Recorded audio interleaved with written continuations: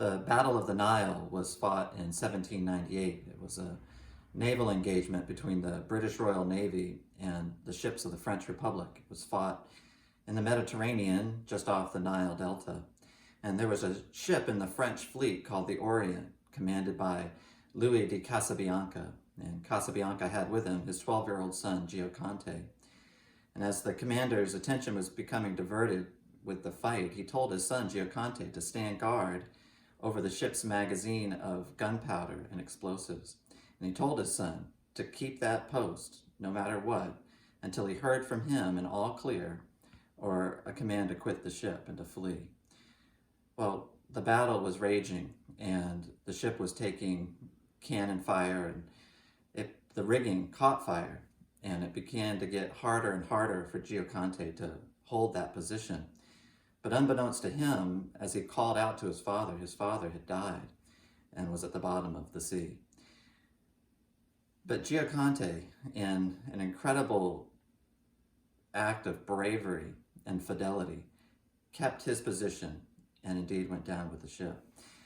The poet Felicia Dorothea Hemans wrote a somewhat famous poem about this incident. I want to read it for you here. She says, "The boy stood on the burning deck, whence all but he had fled.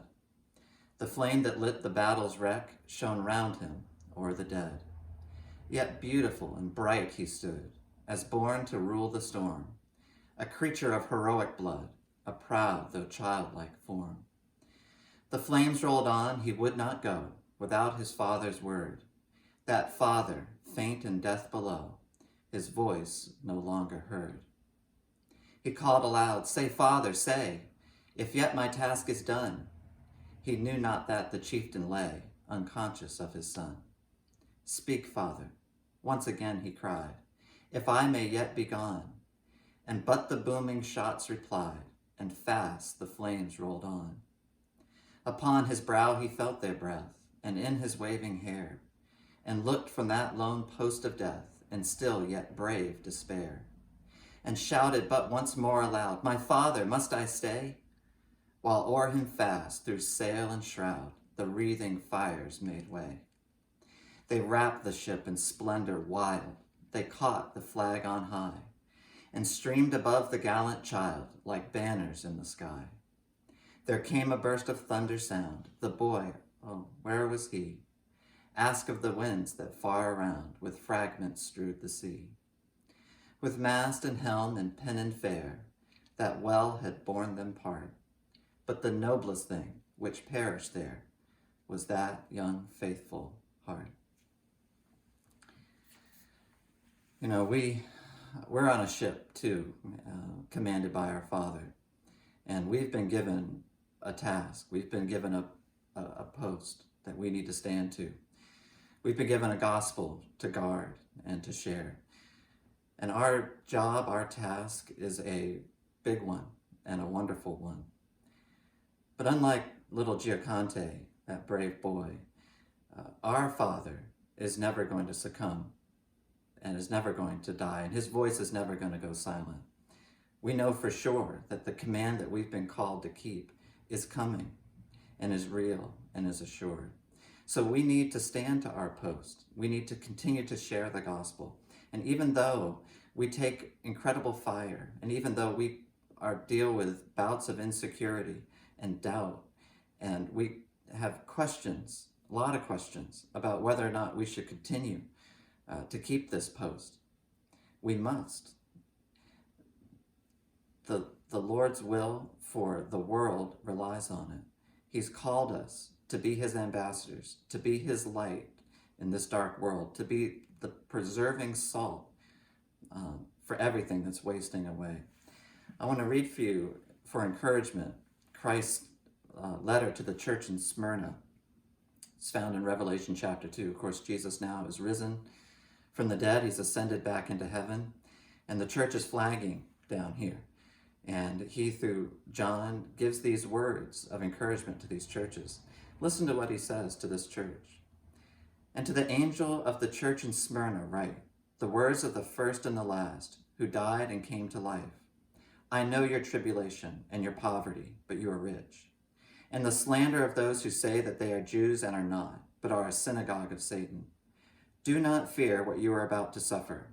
Behold, the devil is about to throw some of you into prison, that you may be tested, and for 10 days you will have tribulation. Be faithful unto death, and I will give you the crown of life. He who has an ear, let him hear what the Spirit says to the churches. The one who conquers will not be hurt by the second death. We have a wonderful and a high calling and charge, a charge to conquer and to keep our post unto death and to continue to remember the gospel and to share it. You know the old story of the king whose people had their well of water poisoned. And as they drank that from that poisoned well, they all grew insane.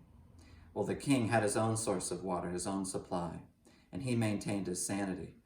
But as the people that he served were all insane, there was great pressure on that king to just go insane with them and to drink from the poisoned well and to take on their understanding and their perspective, that he might keep their esteem and their good opinion. Well, listen, we don't drink from a poisoned well, but we drink from a well that springs up to eternal life.